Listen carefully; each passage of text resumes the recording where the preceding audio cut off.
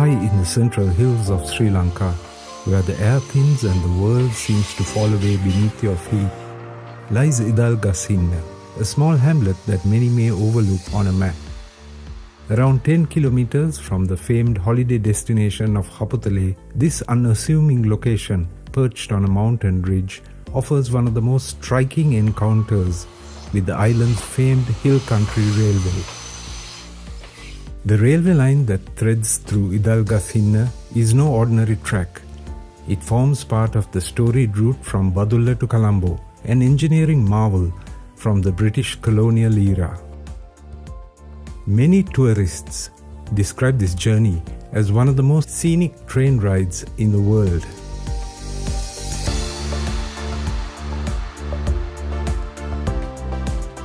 But here at Idalgashinna, the line achieves a rare drama.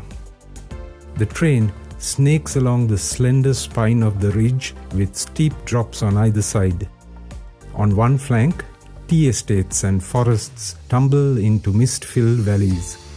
On the other, distant mountain ranges recede into layered shades of blue and grey. The locals like to say that the rain from one side of the train station roof cascades to the Badulla, while the other side, the water meets the valley, two different rivers. The sense of exposure is palpable.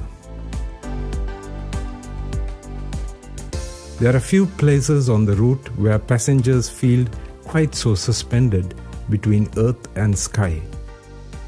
The station itself is modest, a small platform flanked by a simple station building that seems to have changed little in over a century. On misty mornings when visibility falls away to nothing, it feels like a stop at the edge of the world. The sound of the train's horn echoing through the valleys announces its slow approach well before the engine comes into view. And when the train does arrive, its colorful carriages look improbably delicate against the vastness of the landscape.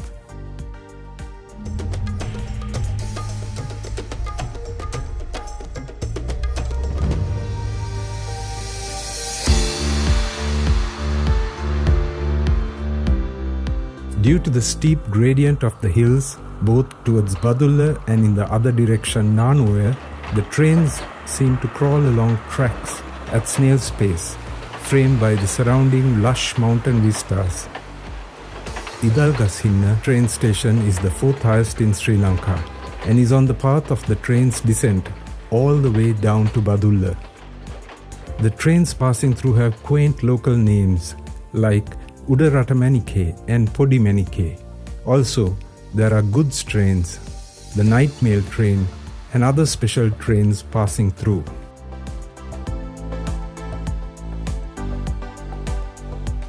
Hiking along the tracks from Idalgashinna is a quiet delight, where time slows down and you can see villagers playing a game of cricket or just working the fields. The walk towards Haputale is especially rewarding, offering views of both the Uva and southern plains when the weather clears. Haldamulla and the southern plain stretches as far as the eye can see, and on a clear day all the way down to the coast. To the north lies the hamlet of Pitapula, and further down the town of Boralanda. The air is cool, the path lined with wildflowers and ferns. Occasionally, you'll catch the wafting scent of tea leaves being dried in a nearby estate and the sight of a few endemic birds.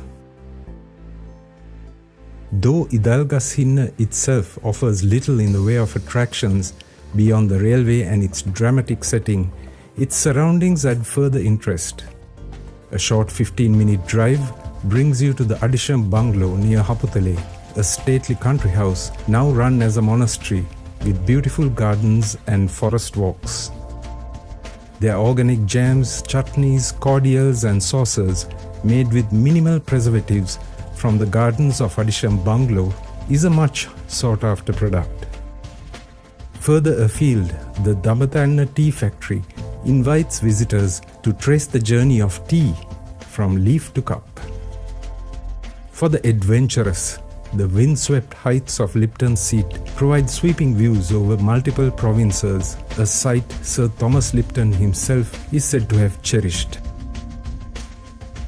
It's here, part of the renowned hiking route, the Pico Trail, winds its way through tea plantations and eucalyptus forests. In a country blessed with many celebrated hill stations, Idalgashinna remains understated. It asks for no attention, but rewards those who pause here with a rare sense of remoteness.